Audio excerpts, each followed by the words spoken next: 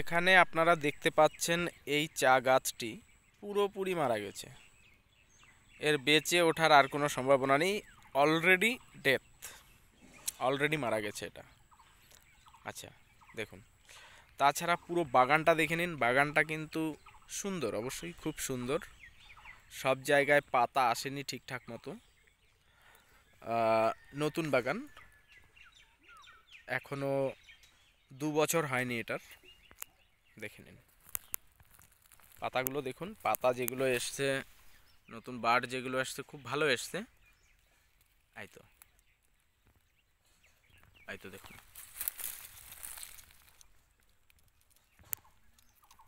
এই তো নতুন বার্ড এসছে, সেগুলো খুব সুন্দর এসছে।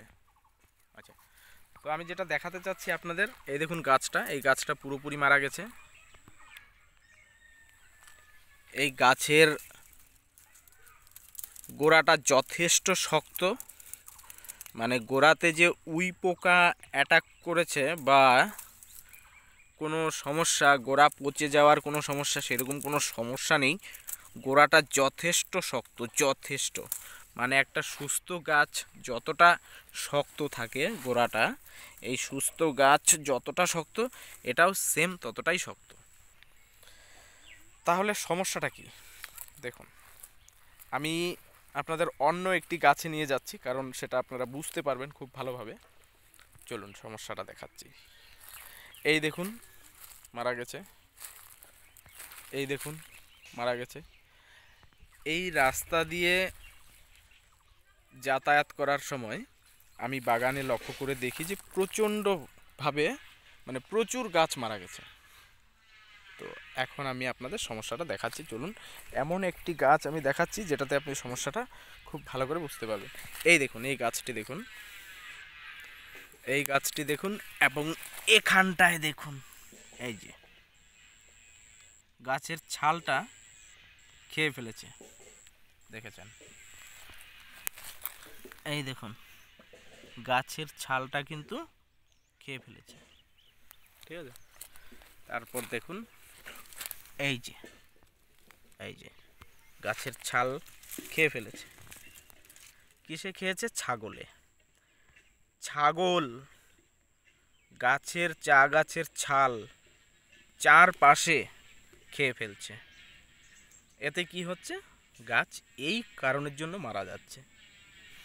এই যে গাছটা মারা গেছে, এটা মারা যাওয়ার কারণ হচ্ছে ছাগল এর যে গাছের গোড়ার যে ছালগুলো, সমস্ত ছাল খেয়ে ফেলেছে, সেই জন্য গাছটা মারা গেছে। এই দেখুন, এই দেখুন, প্রত্যেকটা গাছের গোড়ার ছালগুলো খাওয়া। এই দেখুন, এই তো, এই দুটোকে খায়নি, আবার এই দুটোকে খায়নি। এই তো, তো যেটার চারপাশ পুরোপুরিভাবে খেয়ে নেয় ছাগল, সেই গাছটা কিন্তু মারা যায়, আস্তে আস্তে সেই গাছটা মারা যায়। তো এই বিষয়ে মানে যেটা প্রতিকারমূলক ব্যবস্থা, সেটা একটু সচেতন হতে হবে। যাদের ছাগল আছে তারা অবশ্যই ছাগলগুলোকে ছেড়ে দিবেন না। চা বাগানে, অন্যের বাগানে গিয়ে ক্ষতি করে। আর ছেড়ে দিলেও নজর রাখবেন, ছাগলের পেছনে পেছনে একটু নজর রাখতে হবে, তাছাড়া কিছু করার নেই। আর যারা বাগান মালিক আছেন তারা চারপাশে খুব ভালো করে বেড়া দিয়ে রাখবেন, যাতে ছাগল পাগল এগুলো ঢুকতে না পারে, যাতে বাগানের ক্ষতি করতে না পারে, এটাই।